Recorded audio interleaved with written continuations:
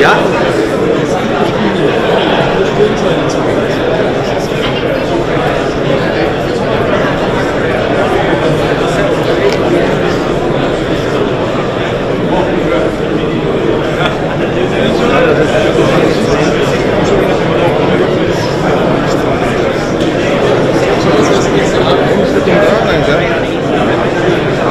Wir machen erst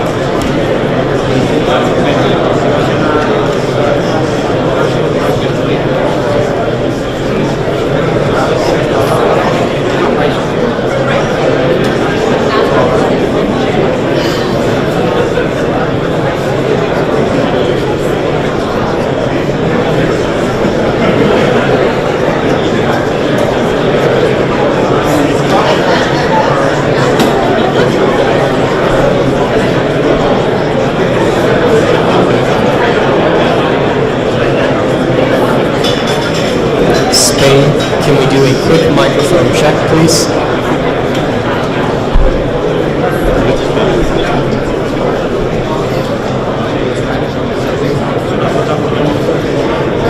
Hier.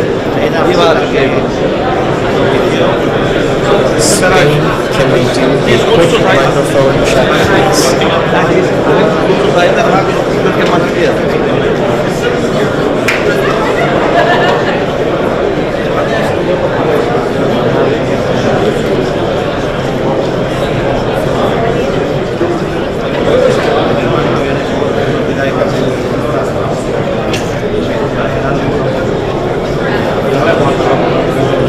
Spain, can you please enable your microphone?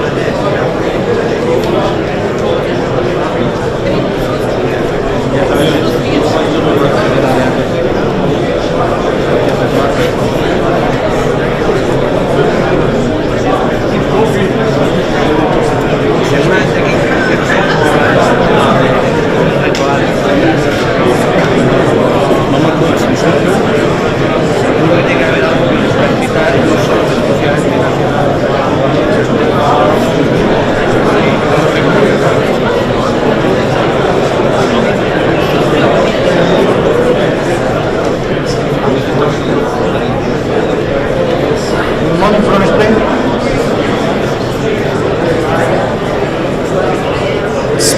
got you loud and clear. Thank you. Okay. Thank you.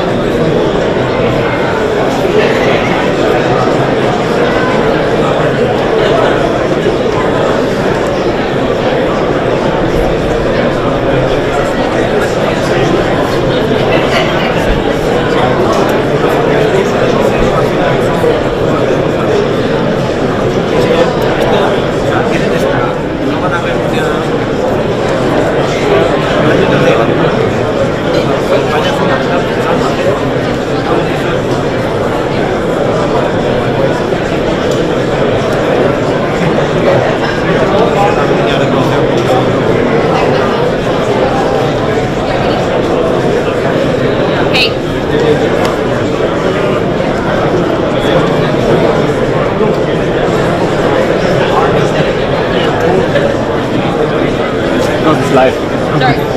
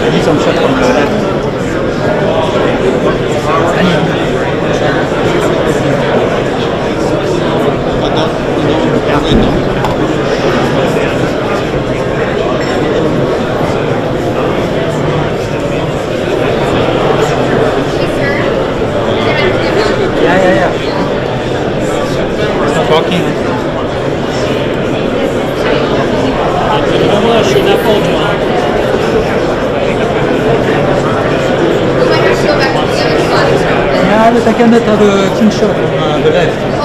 I cannot have a clean shot of the left. Just, I'm here.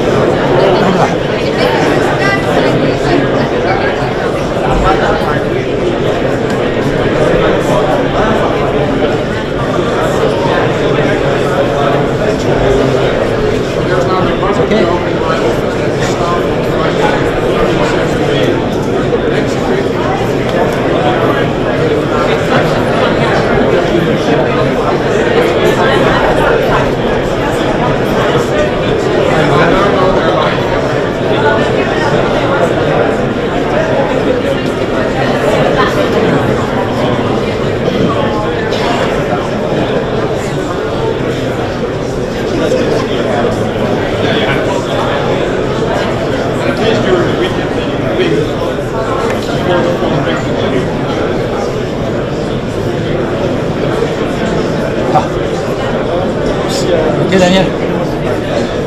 Daniel. Okay. Just make sure that Yeah. if not, have no problem. Enjoy.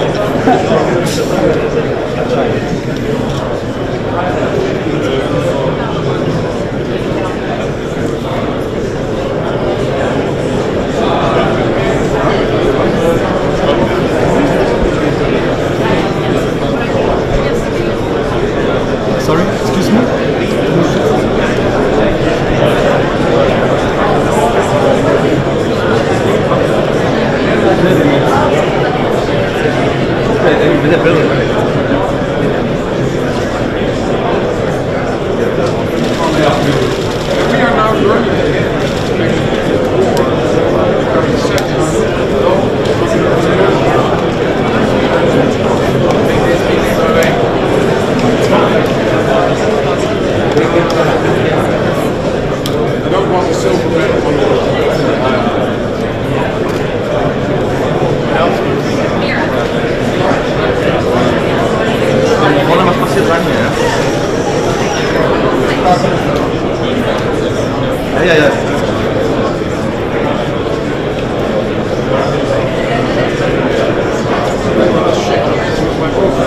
Great to see you.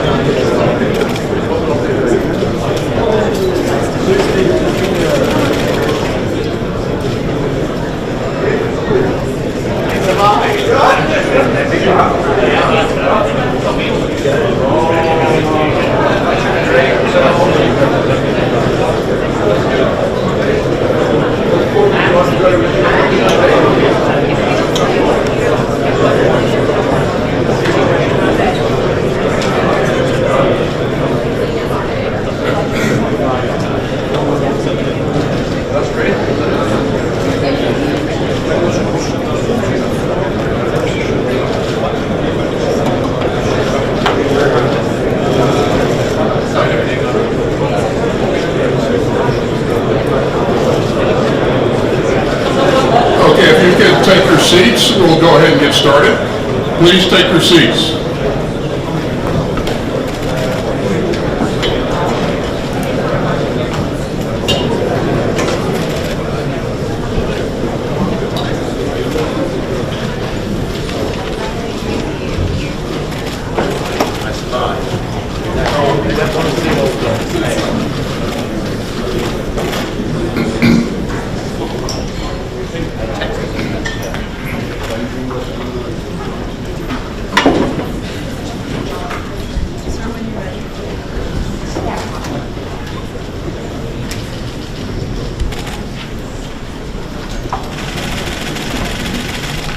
Good morning, everyone. It's great to be here with you all for our 5th meeting of the Ukraine Defense Contact Group. Thank you all for being here today, and let me especially thank my friends and colleagues, Ukrainian Minister of Defense, Oleksiy Reznikov, and Deputy Chief of Defense, Lieutenant General Moishuk. Ukrainian armed forces have inspired the world with their determination to defend their democracy. And you, my friend, have inspired everyone in this contact group with your resilience and courage. So thanks again for being here with us in person today. Today we're back at Ramstein, where this contact group was founded. And we're here to renew our commitment and intensify our momentum to support the brave defenders of Ukraine for the long term. Now, our group first came together 4 months ago at a turning point in Russia's reckless and ruthless war of choice against Ukraine. Back then, Russia had lost its battle to take Kyiv, to conquer a peaceful neighbor, and to overthrow the democratically elected government of Ukraine. And during that initial phase of the war, we joined with nations of goodwill from around the world.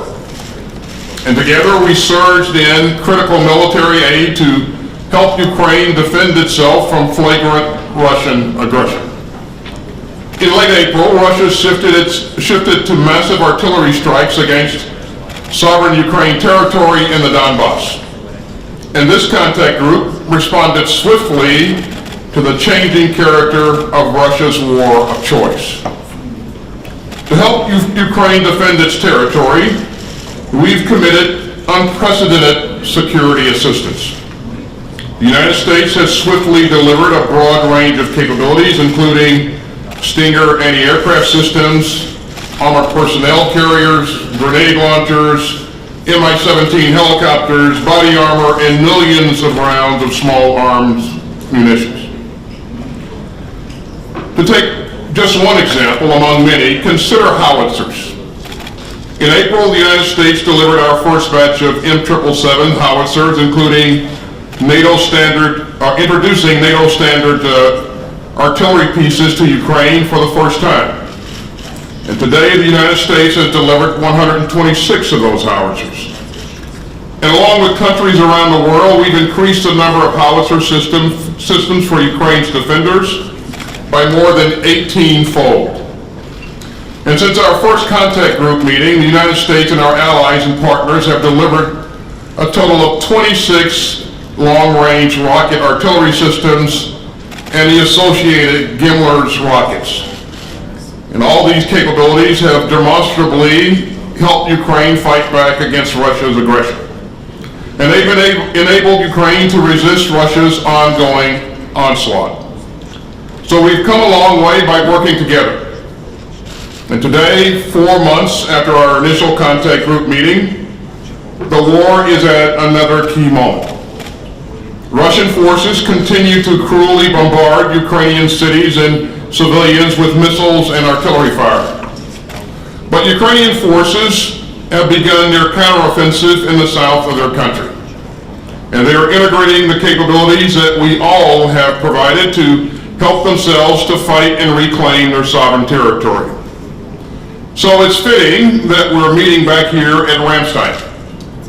We established this contact group as the free world was racing to meet Ukraine's most urgent requirements.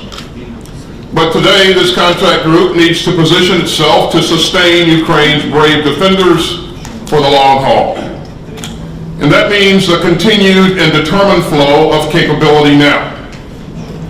It means moving urgently to innovate and to push all of our defense industrial bases to provide Ukraine with the tools that it will need for the hard road ahead. And it means renewing and deepening our resolve to stand by Ukraine with support and strength that doesn't hinge on any one particular battle. We're here because we refuse to live in a world where big powers trample borders by force. Our support for Ukraine's bedrock right to defend itself doesn't waver based on any given clash.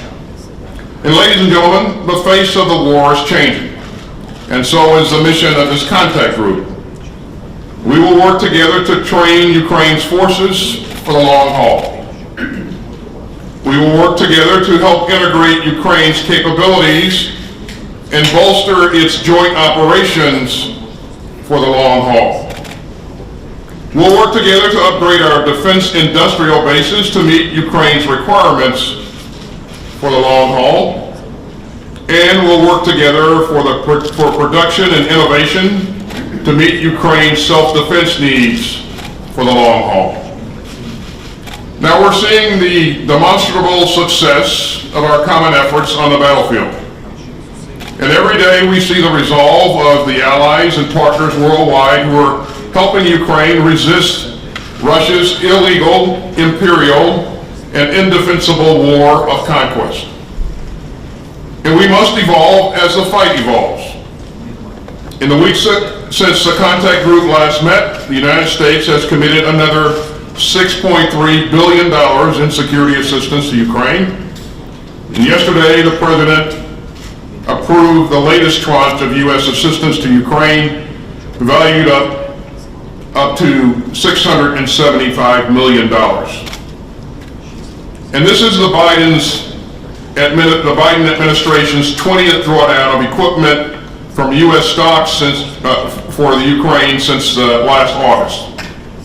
The latest package includes more GMLRS, 105 millimeter howitzers, artillery munitions, HARM missiles, Humvees, armored ambulances, anti-tank systems, small arms, and more.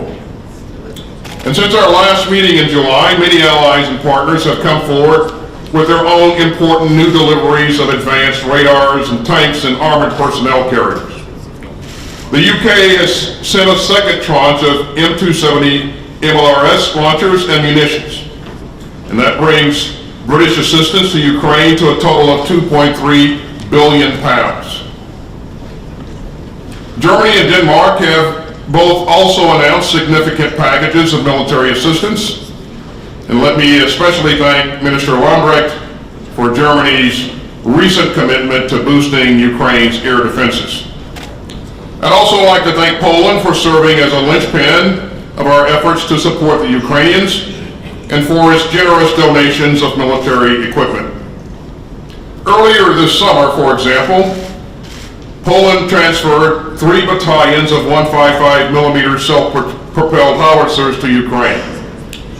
And meanwhile, Slovakia, North Macedonia, and several other countries have announced their own critical donations of tanks and other heavy armor. So I look forward to building on that momentum and finding more innovative ways for all of us to support Ukraine's defenders. And that means reinvigorating our defense industrial bases to match both Ukraine's priorities and our own needs. And it means coming up with new ways to accelerate our production of key capabilities. And so in our discussions today, we'll also talk through the next steps in standing up an international training mission for the Ukrainian forces. We're also going to talk about a new push to bring together our national armaments directors under the auspices of this contact group to intensify our efforts to meet Ukraine's long-term needs. And ladies and gentlemen, just looking around the table, I can see our unity of purpose. I see determined allies and partners who are just as resolute in supporting Ukraine as we were in April when we first met here at Ramstein. And so we've got a lot of work to do today, But I know that we're all going to leave Ramstein this time with even greater momentum. We've done so much, and we're determined to do even more. And I know that we're going to deepen our shared resolve to help the people of Ukraine in their fight for freedom. Thank you very much. Okay, we'll pause while the media departs.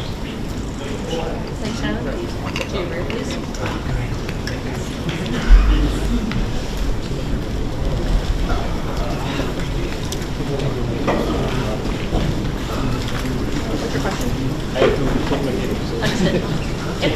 As quickly as you can. Please exit this way.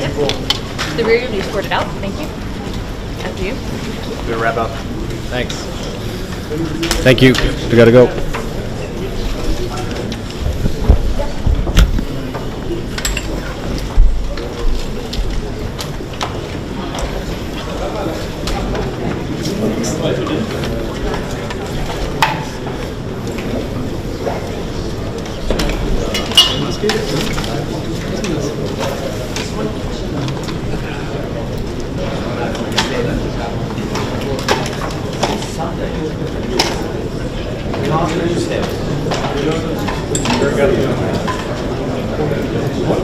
Nope, you need to exit. Thank you, we're done.